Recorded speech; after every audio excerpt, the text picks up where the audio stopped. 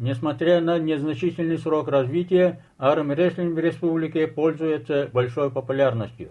Если бы не пандемия, участников собралось бы гораздо много, как в предыдущих чемпионатах. Но участники показали качественную борьбу. Спортсмены пришли подготовленные, на специально оборудованной стойке армрестлеры подходят норовисто, ведут поединки сознанием дела.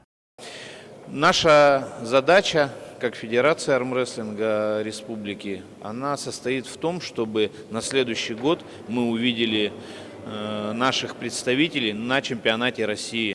Поединки прошли скоротечно, эмоционально. Успеха добились более опытные армрестлеры, участники охотно делились впечатлениями. Стимул берер. Оннан бу бәйін тәңнәқтіргін күттәл жағын, онна сәргәқсиян дағыны, бәйін дағын көрінәген, bu manlık kıtlar bitten beğen doğuyavın asnavın. Спортсмен-универсал Ренат Жангиров из поселка Максагалов Хангаласского района показывает яркий пример от занятий спортом. Чемпион республики по пауэрлифтингу оказался сильнее и в армспорте. Это силовой вид спорта.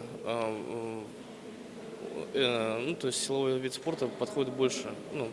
Как по мне нравятся такие виды спорта. То есть раньше я занимался дзюдо-самбо до травмы. После травмы у меня пропала возможность заниматься этим видом спорта.